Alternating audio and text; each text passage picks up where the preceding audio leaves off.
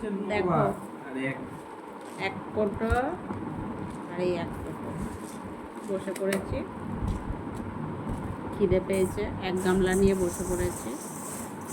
এখন মুড়ি খাবো, সিঙ্গাড়া, চপ। বেগুনিটা নিতে গেছিলাম, নিতে পারিনি, কেন ছিল না। আর এর সাথে দেখো পেঁয়াজ কেটে নিয়েছি। এই তুমি কি খাবে? খেলে খাও, না খেলে যাও, তোমাকে খেতে হবে না, আমি একাই খেয়ে নেবো। যাও এক গামলা।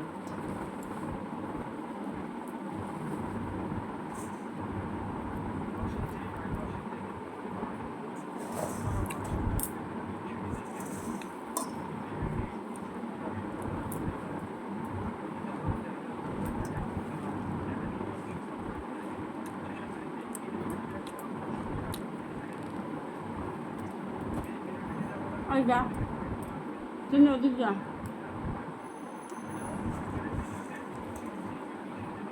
হ্যাঁ ওই দিক দিয়ে যা, পিছন দিক দিয়ে। হ্যাঁ ওই তো দেখো কত বুদ্ধি ওর।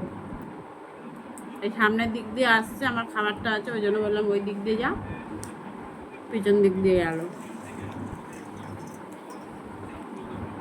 ভালো মেয়ে, তিনি খুব ভালো মেয়ে।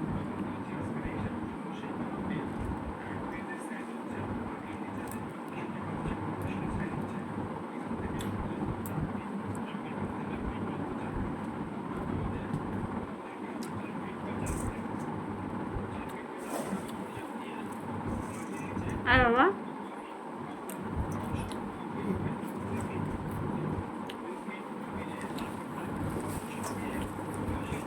হ্যাঁ না, তো হাত দিয়ে নেবে।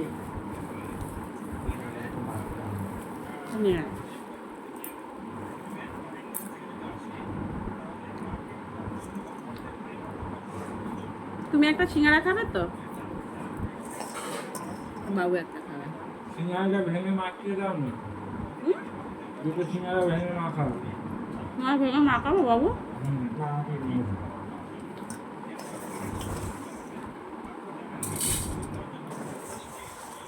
মুড়িগুলো ভালো না, মুড়িটা না ধুলো ভর্তি।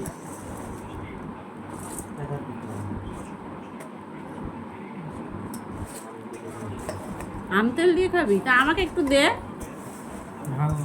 আমি একটু খাই। আমাকে একটু দে আম তেল। কি আম তেল ভালো নেই? এবার কি কথা, আম তেল কেন নষ্ট হবে? দে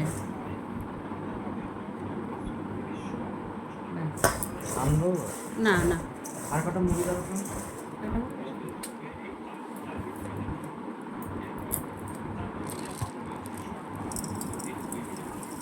দেখ কত দিচ্ছ? এদিকে দিয়ে দে। আমাকে দে দে। মাখাও নি তেলের মধ্যে দিয়ে দে। তেলটা মাখাও নি? হ্যাঁ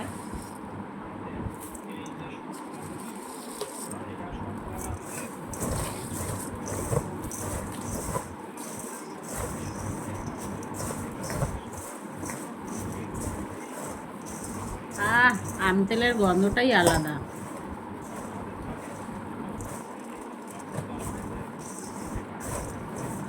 চিনি রে, এ চিনি, আম তেলের গন্ধটাই হেভি লাগছে রে, তাই না?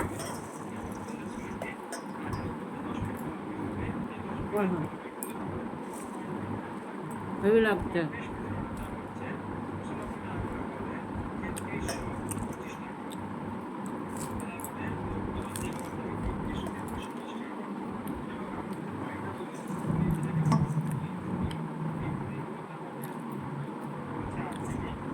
এইভাবে মুড়ি মাখিয়ে খেলে সত্যি ভালো লাগে।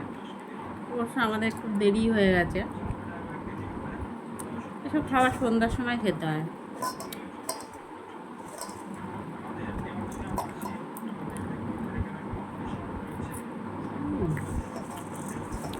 চিনিকা বলেছি ওদিকে যাও, ওখানে গিয়ে শুয়ে আছে পিছনে, সামনে দিয়ে আসতে বারণ করেছে।